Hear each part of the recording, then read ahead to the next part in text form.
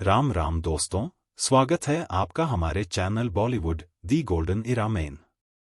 आज हम बॉलीवुड के सबसे आइकॉनिक ऑन स्क्रीन जोड़ियों में से एक किशोर कुमार और मधुबाला के रिश्ते और विवाह की गहराई से उतरेंगे।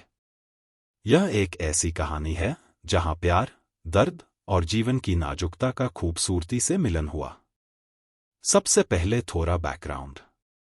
मधुबाला का प्रेम प्रसंग दिग्गज अभिनेता दिलीप कुमार के साथ शुरू हुआ।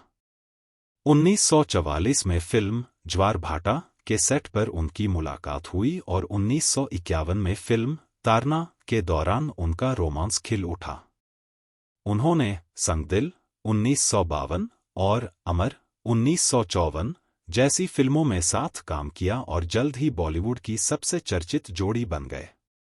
हालांकि 1956 में फिल्म नया दौर की शूटिंग के दौरान उनके रिश्ते में एक गहरा दरार पड़ गया। मधुबाला के पिता अताउल्लाह खान उनकी बेटी को ग्वालियर की शूटिंग के लिए जाने से रोकना चाहते थे। इस मुद्दे ने एक अदालती मामले का रूप ले लिया, जहां दिलीप कुमार ने निर्देशक बी.आर.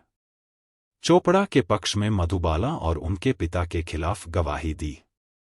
मधुबाला की बहन मधुर ब्रिज के अनुसार उसी लोकेशन पर जबी जलील के साथ एक फिल्म की शूटिंग के दौरान भीड़ उग्र हो गई थी। अब्बा ने सिर्फ लोकेशन बदलने का अनुरोध किया था, इसके बजाय उन्हें हिटलर कहा गया। मधुर बताती हैं, अब्बा के साथ अदालत में हुए अपमान से आपा बहुत दुखी थी। उन्होंने दिलीप साहब से निजी तौर पर माफी मांगने का आग्रह किया। बस कह दो, मुझे माफ कर दो। तुम्हारी माफी के बिना मैं तुमसे शादी नहीं करूंगी। लेकिन दिलीप साहब ने कहा, मैं कभी माफी नहीं मांगूंगा। 9 साल पुराना रिश्ता एक दिन में खत्म हो गया। वह उन्हें प्यार करती थीं और वे भी उन्हें प्यार करते थे।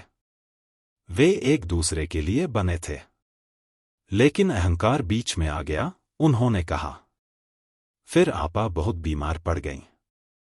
मधुबाला की गंभीर बीमारी के संकेत फिल्म बहुत दिन हुए 1954 की शूटिंग के दौरान दिखाई देने लगे, जब उन्होंने दांत ब्रश करते समय खून की उल्टी की।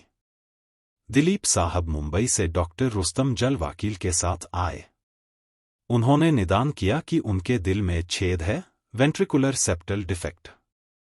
आपा इतनी स्वस्थ और खूबसूरत दिखती थीं, उन्हें विश्वास करना मुश्किल था और दूसरों को भी। उन्होंने इसे गंभीरता से नहीं लिया। उन्होंने काम करना जारी रखा और भी फिल्में साइन की। मधुर याद करती हैं, वास्तव में दिलीप कुमार के साथ मुगल-ए-आजम 1960 की शूटिंग के दौरान भी कठोर शूटिंग शेड्यूल के कारण सेट पर कई बार बेहोशी की स्थिति आ गई थी। दिलीप कुमार से हुए दिल टूटने से उबरने के प्रयास में मधुबाला किशोर कुमार के करीब आईं, जिनके साथ उन्होंने ढाके की मालमाल 1956, चलती का नाम गाड़ी 1958 और हाफ टिकट 1962 जैसी फिल्मों में काम किया था। शायद वह उनकी खूबसूरत आवाज, उन्हें हंसाने की उनकी क्षमता से आकर्षित हुई, मधुर बताती हैं। चूंकि वह ठीक नहीं थीं, अब्बा ने कहा कि अभी शादी मत करो, डॉक्टर क्या कहते हैं देखो। लेकिन उन्होंने 1960 में शादी कर ली, मधुर कहती हैं। किशोर भैया उन्हें लगभग 10 दिन बाद लंदन ले गए। डॉक्टरों ने कहा, उनका दिल खराब हो गया है और वह 2 साल से ज्यादा नहीं जी पाएंगी, मधुर याद करती हैं। शादी के बाद किशोर कुमार अपने व्यस्त गायकी और अभिनय करियर के कारण मधुबाला की लगातार देखभाल नहीं कर पा रहे थे। मधुबाला को लगातार देखभाल की आवश्यकता थी और किशोर कुमार के लिए दोनों को संतुलित करना मुश्किल हो रहा था। मधुर बताती हैं, किशोर भैया उन्हें हमारे घर छोड़ गए। उन्होंने कहा कि वह बीमार हैं और उन्हें देखभाल की जरूरत है, जबकि उन्हें यात्रा करनी है, काम करना है, गाना है और इसलिए वह उन्हें समय नहीं दे पाएंगे। उन्होंने कहा, मैंने अपनी पूरी कोशिश की, मैं उन्हें लंदन ले गया। लेकिन डॉक्टरों ने कहा है कि वे जीवित नहीं रहेंगी। मेरी क्या गलती है? मधुर आगे कहती हैं, हम यह नहीं कह रहे हैं कि वह गलत थे। आपा को डॉक्टरों ने बताया था, आप अपने हस्बैंड के साथ इंटीमेट नहीं हो सकती, आप बच्चे पैदा नहीं कर सकती। लेकिन फिर भी एक महिला को भावनात्मक समर्थन की आवश्यकता होती है, चाहे कुछ भी हो। आपा ने जोर देकर कहा कि वह उनके साथ रहना चाहती हैं। इसलिए उन्होंने कार्टर रोड पर क्वार्टर डेक में एक फ्लैट खरीदा जहां वे कुछ समय के लिए रहे। लेकिन वह ज्यादातर समय अकेली रहती थी। समुद्री हवा ने उन्हें और बीमार कर दिया। अपने पिता के घर वापस आकर मधुबाला अपने पति को बहुत याद करती थी। अक्सर किशोर भैया का फोन डिस्कनेक्ट रहता था। वह हर 2-3 महीने में एक बार उनसे मिलने आते थे। वह कहते थे, अगर मैं आऊंगा तो तुम रोओगी और यह तुम्हारे दिल के लिए अच्छा नहीं होगा। तुम उदास हो जाओगी। तुम्हें आराम करना चाहिए, मधुर कहती हैं। वह स्वीकार करती हैं कि एकांत जीवन में रहने के कारण उनकी बहन संदिग्ध हो गई थी। वह युवा थी, ईर्ष्या स्वाभाविक थी। शायद त्याग की भावना ने उन्हें मार डाला, मधुर कहती हैं। लेकिन उनके पास जबरदस्त इच्छा शक्ति थी। उन्हें 2 साल तक जीना था।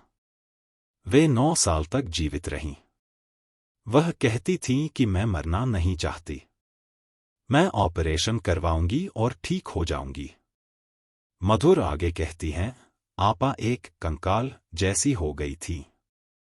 लोग उनसे मिलना चाहते थे लेकिन वह नहीं चाहती थी कि कोई उन्हें देखे।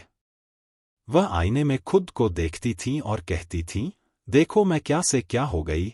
वह आगे कहती हैं, उनके मुंह से, उनकी नाक से खून निकलता था। उनका शरीर अतिरिक्त रक्त बना रहा था। वह कहती हैं कि उनकी बीमार बहन ने उन्हें कभी परेशान नहीं किया।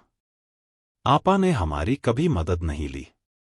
वह खुद ही नहाती थीं, खाना खाती थीं। उनके बगल में एक ऑक्सीजन सिलेंडर रखा जाता था क्योंकि उन्हें सांस लेने में तकलीफ होती थी। वह कहती थीं, मेरे ऊपर पैसा बर्बाद मत करो।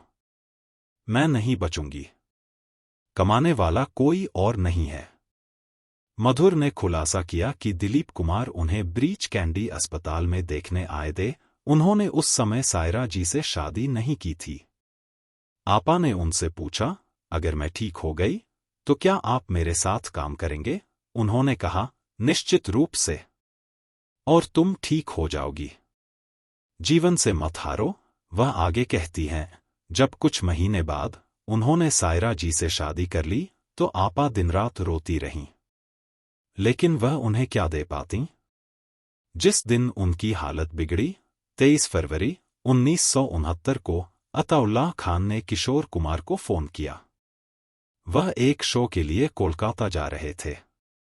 उन्हें डर था कि आयोजकों को नुकसान होगा। लेकिन अब्बा ने कहा, तुम उन्हें फिर कभी नहीं देखोगे, मधुर कहती हैं। दिलीप कुमार मद्रास से उनके अंतिम संस्कार में शामिल होने के लिए आए थे। अगले 3 दिनों तक दिलीप साहब के घर से खाना भेजा जाता था।